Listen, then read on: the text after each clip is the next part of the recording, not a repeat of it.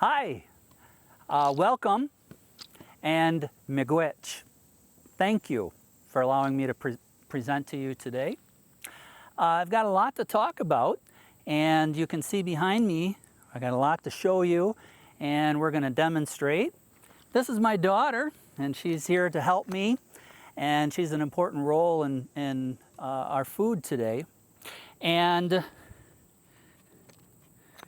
this is pemmican. So I'll be talking a lot about nutrition and eating, and we're going to end today with making what could be the ultimate survival food, pemmican. So the process of getting to this, there's a lot to talk about prior to this. So this is our end result, pemmican, and we are drying some meat behind us, and we're pounding some corn. So let me get started. Everything that Mother Earth provides us, of course, provides us with nutrition. Whether it's edibles from the forest floor, or we're gathering, or a very important part is hunting. And as I mentioned, we can get a lot of nutrition from Mother Earth. The forest floor, the edibles, or maybe the prongs from ferns, or the tender shoots from a cattail stem. But protein, that's an important part of anyone's diet. And in early times, sometimes getting that protein is really hard to get. Native Americans were very good at foraging and finding edibles. Seeds, of course, could be grown in a garden, and next to me I have a Native American garden, which I have been able to get a lot of my seeds from us. The three sisters, corn, beans, and squash, and that's a whole other presentation, provided pretty much the sustenance for the Native Americans through winter and even into the spring until they were able to start another garden. So we're going to go ahead and talk about the meat and preserving the meat. It doesn't matter if you're a voyageur, a Kentucky long hunter, if you're a mountain man, Native American, they all shared something in common, and that was preserving meat. What I have, again, is just a chunk of meat here, but of course, if you had something from an elk, you might have 250 pounds of meat that you'd have to try and preserve. They would take that meat, cut it, and I'm going to show you exactly what's happening here behind me. But then once it's dried, they'd put it into a parfleche and sew it shut. And this meat could last for weeks, sometimes even months. And again, that's that protein, that sustenance. Okay, so back to the meat. Something very important with our meat here. In order to preserve the meat, we're going to have to slice it very, very thin. That's so that when it dries, it's driving all that moisture out. And the smoke is what's going to drive that moisture out. We're not going to cook it. Even though there is some fire behind me, we want to get the smoke. There is a couple ways to make preserved meat, and we call it jerking, jerky. So the jerk has to be preserved, and I'm going to start by slicing some thin strips. And while I'm doing this, I'm going to talk a little bit more about the buffalo. The buffalo roamed from west of the Appalachians all the way over to the Rockies. And the Native Americans, when they went on hunting parties, they would, of course, look for that buffalo. And when they would take down a buffalo, they would use all parts of that buffalo, not just the meat. I'm sitting on a buffalo hide. Of course, that hide would have to be tanned. They would use the hooves from the buffalo. They would boil down hooves for glue. The internal organs sometimes were eaten. The buffalo bladder was even used as a vessel. Bones were used for tools. And of course, the fat, which is also something here that I'll be talking about. The fat from the buffalo became very important to the Native Americans in making this item, this ultimate survival. I keep referring to this pemmican. So I have a piece of meat here, and I've sliced it very, very thin. And I want to try and get that as thin as possible. And something that I want to note is you might notice that I've cut across the grain as much as possible. That's going to be very important. The jerky that we get nowadays a lot of times is cut with the grain, and it's very chewy. This is cut across the grain so that when we get ready to pound it, back here, Alicia's going to pound some for me, it's a lot easier to break up. And these muscle fibers are going to break up. So if you will, come with me on over to the drying rack, to my makeshift smoking tripod here, and I'll show you some jerky. So I have my meat, and I'm going to go ahead and place it on the rack here. And this drying here is really nothing too special, but it is an important process in making sure that this is dried. In the meantime, my daughter over here, she was pounding some corn, and that was the parched corn. So she has parched it in the pan. That's actually kind of cooking it and driving the moisture out of the corn, kind of toasts it. So that's in the kettle. From there, she put it in the pounder and she pounded it. And right now she's going to pour that parched corn, that pounded corn, into the basket. And she's actually going to sift it.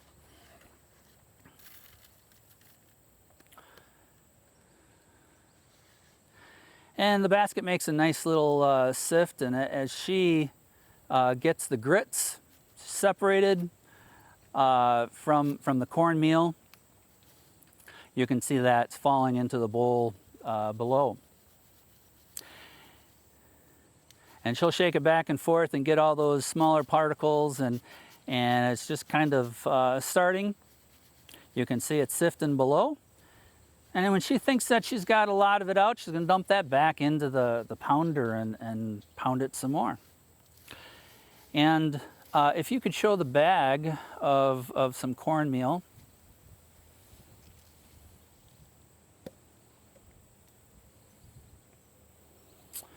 There we go. And when we're done, that's that corn that's been pounded and sifted and put into a type of sack.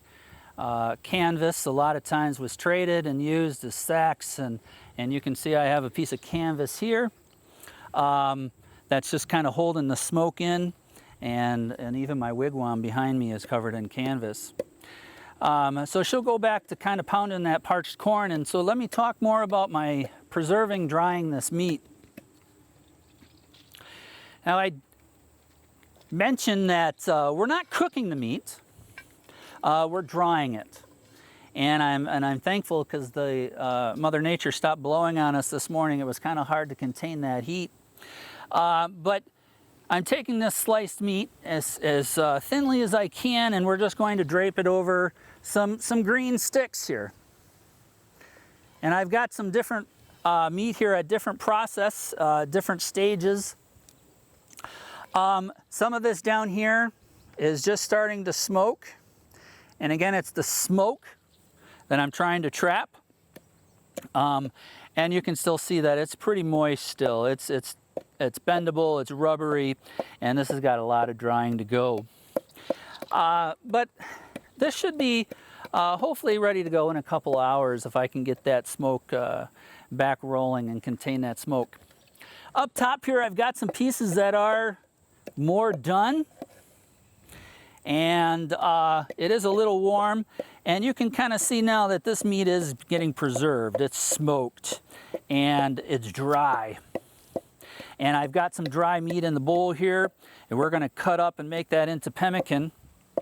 Again, this is buffalo meat, sliced very thin. There wasn't really need for salt. A lot of pioneers talk about salt. If you were able to carry salt with you in your possibles bag, you might be able to have some salt. But if you're trekking in a Kentucky long hunter, you didn't want to be weighted down with a lot of items. You wouldn't want to be weighted down with cast iron. You really just had with you your gun and your ball and your gunpowder, but then also your possibles bag. And anything possible could be in that possibles bag. And you might have some salt in there. You might actually have some cornmeal with you, maybe some flour, depending on the time period. But you also might have some other spices.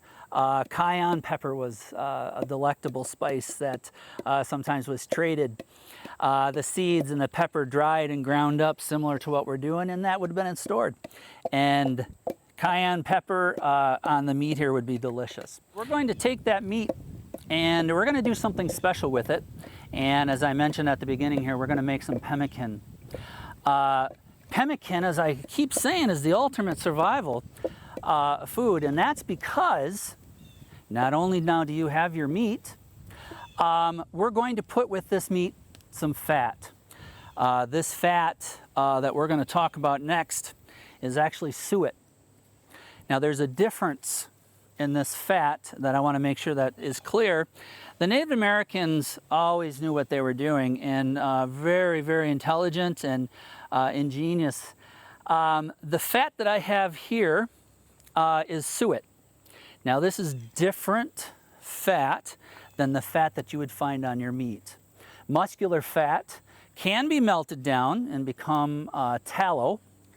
And I do actually have some muscular fat here, some tallow. And this has also been rendered down. I mentioned that they never let anything go to waste. So this fat is buttery. And you can see that this has been rendered down. This tallow could be mixed with beeswax to make it a little bit stiffer. A lot of times this could be used to waterproof my moccasins. This would actually help to grease some of the parts of my gun, on my gun. I might even rub this into some of the other tools that I have. This is tallow, but again, this, as you can see, is much softer than the fat that we need to mix with our pemmican.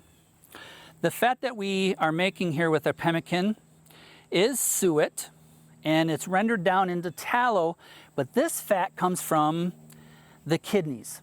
It's kidney fat, or fat from the loins. And it breaks down a little bit different. It's got a higher melting point, a higher smoking point. This is rendered kidney fat. This is rendered suet. And now that it's completely melted, I wanted to be able to show I have a little bit of what it looks like before it goes into it. But this is completely rendered. Now what they would do with this is I'm going to pour it into another little vessel here. Now as this renders down, there's going to be some crackling. That's an actual term for some of the connective tissue that's left behind, some of the meat that's actually cooked in there. If I wasn't able to get all that suet cleaned up and I rendered it down, some of that falls into the bottom. And it's always good to strain that so that doesn't get into your vessel. We're going to pour it right into this little gourd here, and we'll strain it a little bit later. And I can see a lot of impurities in there. And we're going to let that cool up.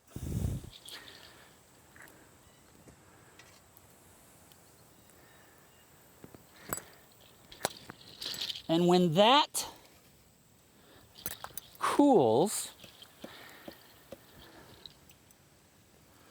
it's going to look like this. Now you can see that this is in the sun here today. It is starting to get a little bit soft, but it's much whiter. It's much cleaner. And this is the fat that the Native Americans and even some of the voyageurs that I mentioned, the mountain men, this is what they would mix with the meat. And there's another item I haven't talked about, and that's berries. They're going to mix this, all three items together, and that's what they're going to make into pemmican. First, we have our dried meat. And what we need to now do with the dried meat is we need to cut it and pound it. So I'm going to take this piece, and I'm just going to cut it into small chunks. And I still see there's a little grease on here from the sun, and it's probably not entirely dry, but that's okay. So I'm going to cut this into chunks, and I'm going to give it to my daughter here, and she's going to put it in our mortar, and she's going to pound it. So we're going to grind that up.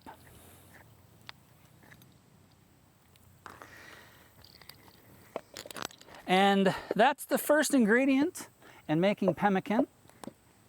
The second ingredient is that fat. And again, this is that suet. It's rendered down into tallow, and she's going to add this to that ground meat. And that'll be the last item to go in.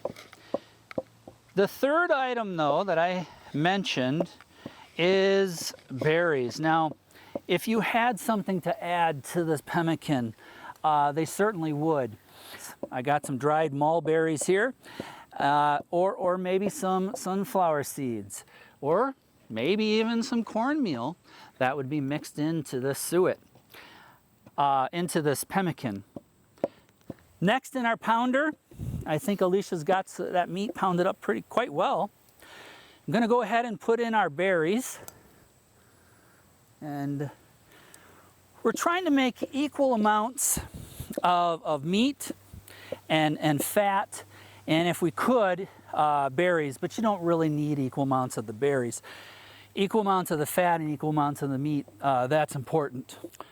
The last item that we're going to add to the bowl is our tallow, our suet that's rendered down, and she's not going to pound this, and it is already quite soft. So I'm going to hand this over, and she's just going to put it into that, right into that mortar. We could take that and put it into our bowl and mix it, but she's going to mix that all in, and it's important to get it mixed up really quite well. And as soon as we're done with that, we'll make it into a bar. We want it to continue to dry as much as possible. If there was any leftover moisture in that, we would let it sit in the sun. But then when we're ready to store it, we want to make sure that it's tightly packed and we don't have a whole lot of air in that. Alicia now has taken the three ingredients, and she is making it into a ball. And it looks like she's got just about all of it. And I'll take it from you. And there's a little cornmeal left in there from the pounding, and that's okay. We're going to flatten this out and make into a bar. And the flatter the better. And it really isn't too bad. It's quite good, actually. I hope that you get a chance to watch the rest of the video and see some of the other wonderful things that have been videoed today.